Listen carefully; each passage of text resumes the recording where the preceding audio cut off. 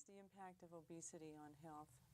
Well, obesity has recently been linked to, by the Surgeon General, to heart problems, atherosclerosis, hypertension, diabetes, tooth decay, all sorts of fatigue. The really serious diseases, everything down to just ruining people's quality of life. So there is a great impact. Yes, and over a third of Americans are obese, and over 50% of seniors are either obese or malnourished, and that's a big issue. For the first time in their lives, most of them lead a sedentary lifestyle, and in addition to metabolism, like Emma talked about, our metabolism slows down as we age. We need the nutrients, we need the nutrition, but a lot of seniors, because they're not eating correctly, they don't have the energy to go out and exercise, which then makes them more tired.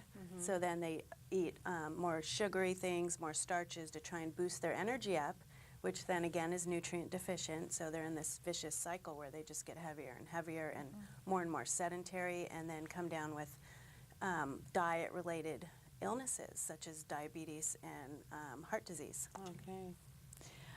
Julie, what are the factors affecting food choices for seniors? You sort of mentioned.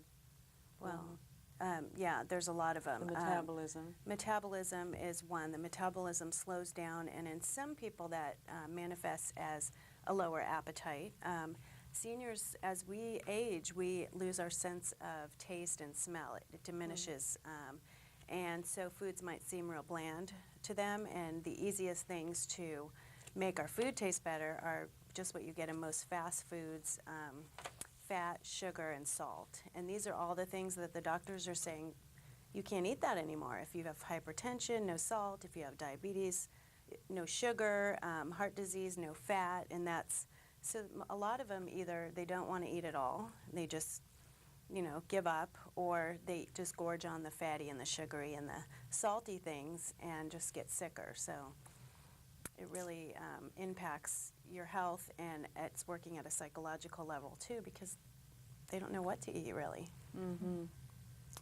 Well, regarding metabolism changes and the increase in American diets calorically over the years, what does this mean in terms of meal portion sizes, Emma?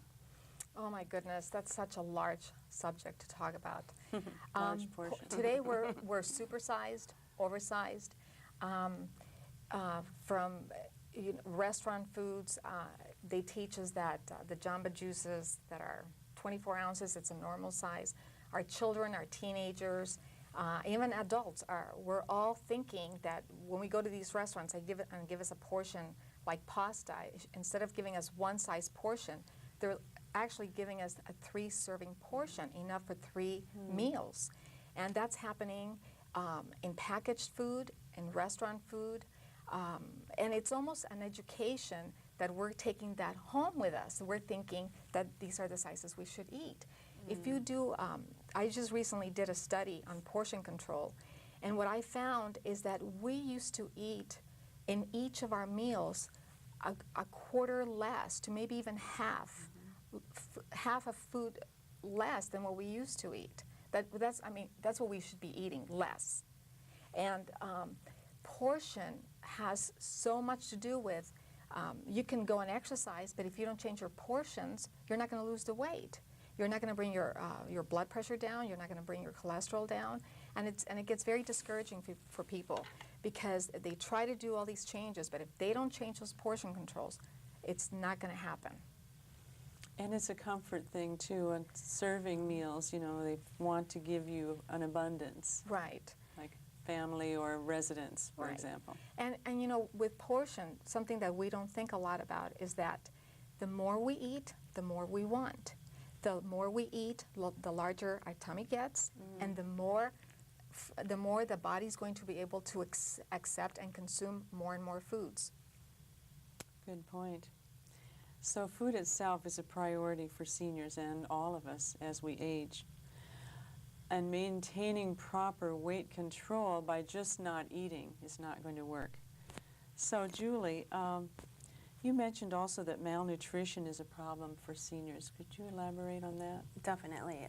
A lot of the seniors that I see in my practice are either they don't have anyone to cook for them and to help them shop in a healthy way. Some of them are widows or widowers, so they may be depressed.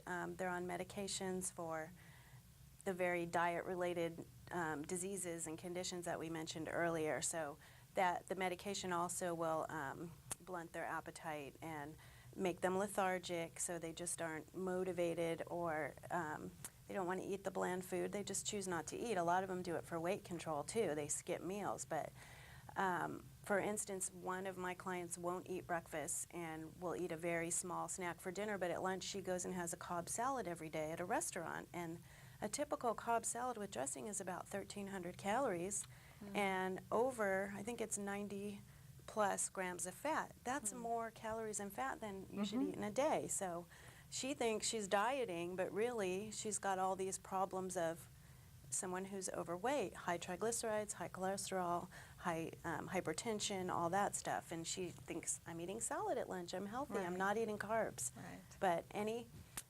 diet that you are cutting out, completely cutting a food group like protein or grains, carbs, fats, if you're cutting a food group out, it's not good. Like she said, balance in moderation.